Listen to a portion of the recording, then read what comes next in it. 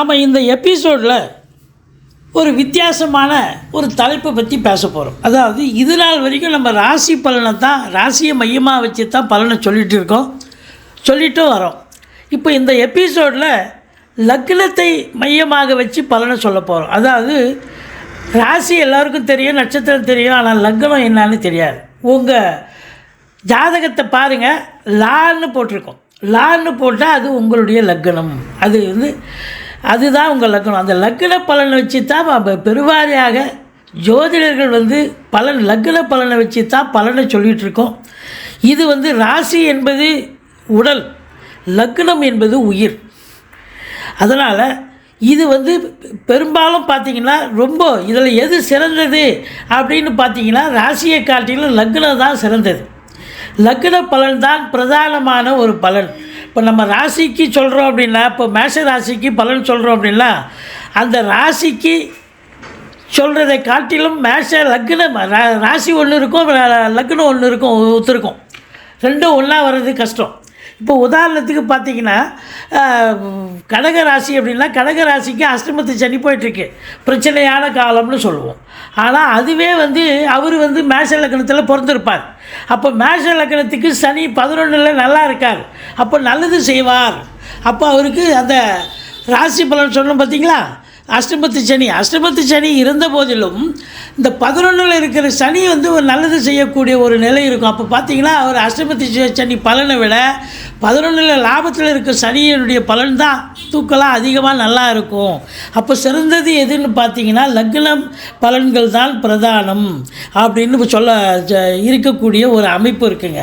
பெரும்பாலும் பார்த்திங்கன்னு சொன்னால் இந்த வருட கிரகங்களை மையமாக வச்சு தான் நம்ம பலனை சொல்ல முடியும். சனி 2.5 வருஷம் ஒரு ராசியில் இருப்பார், குரு பகவான் 1 வருஷம் இருப்பார், ராகு கேதுக்கள் 1 ஆண்டு ஒரு கட்டத்தில் இருப்பாங்க. இவங்களை பொறுத்தவரையிலையும் இந்த ராகு கேதுவை தவிர்த்து இந்த குரு சனி வக்ரமாகும் காலங்களும் இருக்குது. பட் இருந்தாலும் நம்ம பெருவாரியாக அந்த கட்டத்தில் இருக்கும் பொழுது என்ன பலனை தருகிறார் அந்த கிரகம் அப்படிங்கிறத வச்சு தான் நம்ம சொல்ல போகிறோம். இப்போ தமிழ் புத்தாண்டு குரோதி வருடம் ஒவ்வொரு லக்னத்தில் பிறந்தவர்களுக்கு இந்த ஓராண்டு பலன் எப்படி இருக்க போகுது அப்படின்னு பார்க்கலாம் வாங்க. ரொம்ப நாளாக ஒரே இடம் வேலை பார்ப்பீங்க, திடீர்னு உங்களை தூக்கி வேறு இடத்துக்கு ட்ரான்ஸ்ஃபர் போட்டுருவாங்க. அது என்னன்னா சில பிரச்சனைகளை கொடுக்கும். தசாபுத்தி சரியில்லைன்னா கண்டிப்பாக பிரச்சனைகளை கொடுக்கும். இல்லை தசாபுத்தி நல்லா இருந்தால் ஓரளவுக்கு பரவாயில்ல அப்படின்ற ஒரு நிலை. அதாவது தொழில் கூட பார்த்திங்கன்னா ரொம்ப நாள் தொழில் பண்ணிகிட்ருப்பீங்க, இடத்த காலி பண்ணுங்கள், வேறு இடத்துக்கு போயிடுங்க அப்படின்வாங்க. அது அந்த ஷாப்பினுடைய ஓனர். அப்போ நீங்கள் தொழிலை மாற்றி ஆகணும், தொழிலில் இடத்த மாற்றி ஆகணும். இப்படி சில இடர்பாடுகள், இடைஞ்சல்கள், இன்னல்கள் வரும், அவ்வளோதான். மற்றபடி ஒன்றும் பயப்பட வேண்டாம். ஆனால் உங்களை பொறுத்த வரலையும் 10ஆம் இடத்தில் இருக்கிற குரு தொழிலில் நீங்கள் இன்வால்மெண்ட்டாக இருப்பீங்க, நல்லா ஈடுபாடாக இருப்பீங்க, நல்லா செய்வீங்க. அதனால் 2ஆம் இடத்தை குரு பார்க்குறதால நல்ல வருமானம் வரும். குடும்பத்தில் சந்தோஷம், குதூகலம், சுப நிகழ்ச்சிகள் நடத்தக்கூடிய ஒரு அமைப்பு இருக்கும். வெளியார் சுப நிகழ்ச்சிகளுக்கு செல்ல முடியும். பண வருவாய் சிறப்பாக இருக்கும். இந்த 2ல் கேது இருக்கார், ஏற்கனவே இருந்தார், இப்போவும் இருக்கிறார். ஆனால் இப்போ இந்த சிம்ம லக்னத்துக்கு குரு பார்வை இருக்கிறதால, இந்த 2ஆம் இடத்தை குரு பார்க்குறதால சிறப்பு. அப்போ கேது ஒன்றும் பண்ண முடியாது, குரு மிஞ்சி. அப்போ குரு பார்வை கோடி நன்மை. அப்போ குரு கேது காம்பினேஷன் கோடீஸ்வர யோகம் அப்படின்னு சொல்லலாம். பட் இருந்தாலும் பணம் பல வகையில் பையை நிரப்பும். குடும்பத்தில் அமைதி, நிம்மதி, சந்தோஷம் இருக்கும். உங்கள் சொல்லுக்கும் செயலுக்கும் மதிப்பு மரியாதை ஏற்படும். நீங்கள் வாக்கினை தொழிலாக கொண்டு செயல்படக்கூடியவர்கள் அவங்களுக்கு பார்த்திங்கன்னா, இப்போ உதாரணமாக வழக்கறிஞர், ஆசிரியர்கள், பேராசிரியர்கள், இலக்கியவாதிகள், சொற்பொழிவாளர்கள், ஜோதிடர்கள், இது போன்ற நண்பர்களுக்கு பார்த்திங்கன்னா கண்டிப்பாக உங்கள் வாக்கு பலிதம் ஏற்படும். இப்போ வழக்கறிஞராக இருக்கீங்க, இவ்வளோ நாளாக எங்கே பாருந்த நீங்கள் இவ்வளோ இந்த அளவுக்கு ஆர்குமெண்ட் பண்ணி சக்ஸஸ் பண்ணிட்டீங்க கேஸ் அப்படின்ற அளவுக்கு சொல்லுவாங்க. அதுதான் நேரம். ஒரு மனுஷன் அவன் வெல்ல முடியாது, கிரகங்கள் வென்று கொடுக்குது, அவ்வளோதான்.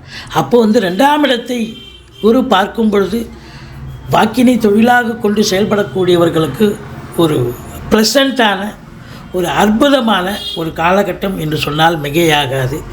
அடுத்தது உங்களுக்கு 4ஆம் இடத்தை குரு பார்ப்பார். 4ஆம் இடம் என்பது சுகஸ்தானம். இது வரைக்கும் சனி பார்த்துட்டு இருந்தார், இப்போவும் சனி பார்த்துட்டு தான் இருக்கார். இந்த 4ஆம் இடம் என்பது தாய்க்கு தேக ஆரோக்கியத்தில் பிரச்சனைகள் தந்தது. மருத்துவமனைக்கு அழைச்சிட்டு போயிட்டு வந்தீங்க, செலவுகள் வச்சது. அது மட்டும் இல்லை, வண்டி வாகனங்கள் செலவு வச்சது, அசையா சொத்துக்களில் செலவு வச்சது.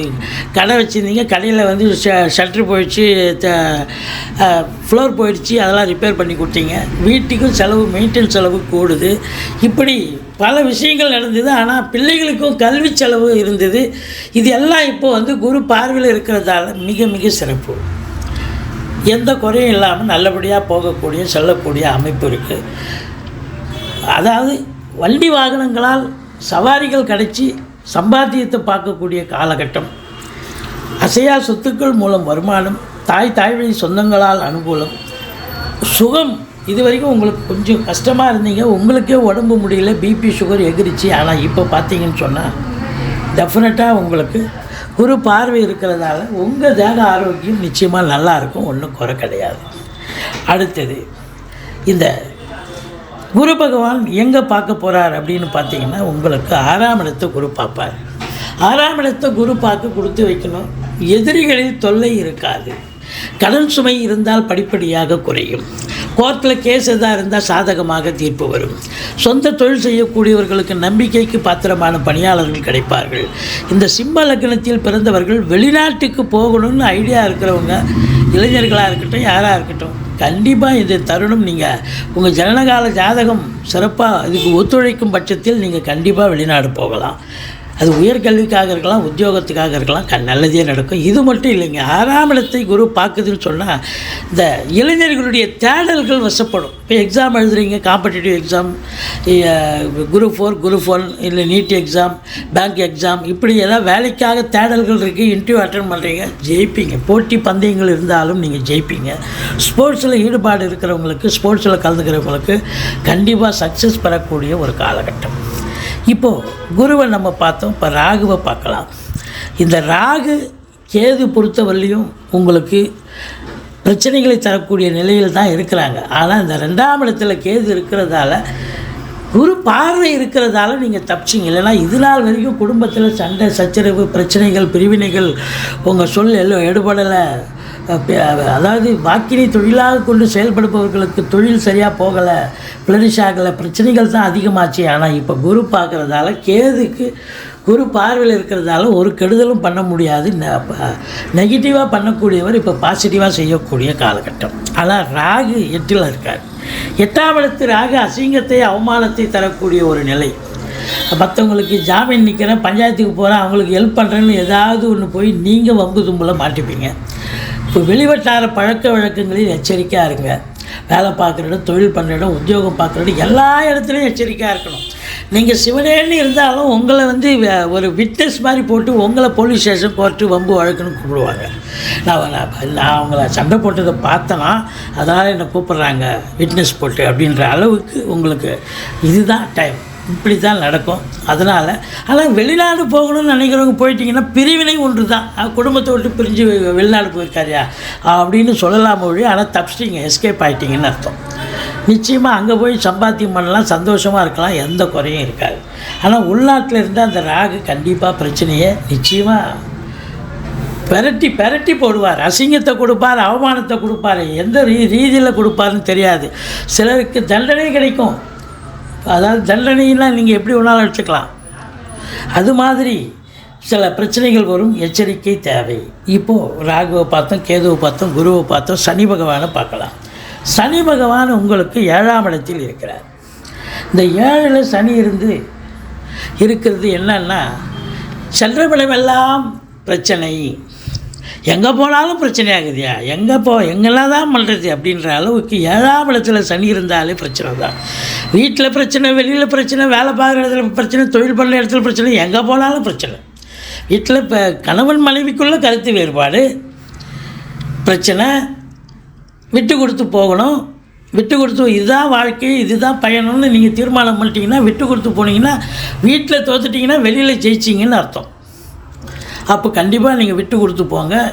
எங்கே போனாலும் நீங்கள் வந்து போகிற இடத்துல உங்களுக்கு முன்னே அவங்க டென்ஷன் ஆகிடுவாங்க. அவங்க டென்ஷன் ஆகிறதுக்கு முன்னே நீங்கள் புன்முறுவலை வரவழைத்து கொண்டு, ரெடிமேட் புன்முறுவல் ஒரு ஒரு இனிமையாக பேச ஆரம்பிச்சிங்கன்னு சொன்னால் கொஞ்சம் நீங்கள் அதை சூதனமாக நடந்துக்கிட்டு சுதாரிப்பாக நடந்துக்கிட்டீங்கன்னு சொன்னால் பிரச்சனைகளை பாதியாக குறையும். அவங்க டென்ஷனாக இருக்காங்க, நீங்களும் டென்ஷன் ஆகிட்டிங்கன்னா பிரச்சனை டபுள் மடங்காயிடும்.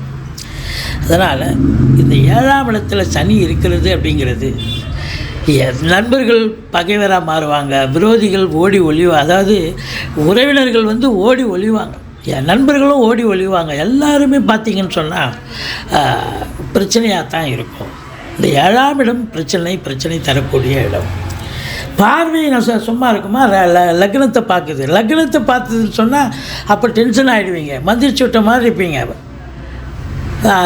அசிங்கம் அவமானம் ராசி. லக்னத்தை குரு பார்த்தா நல்லதுன்னு சொல்கிறோம், லக்னத்தை சனி பார்த்தா உடல் ஃபிசிக்கலாகவும் பாதிக்கப்படுவீங்க, உடம்பு முடியாமல் போயிடும்.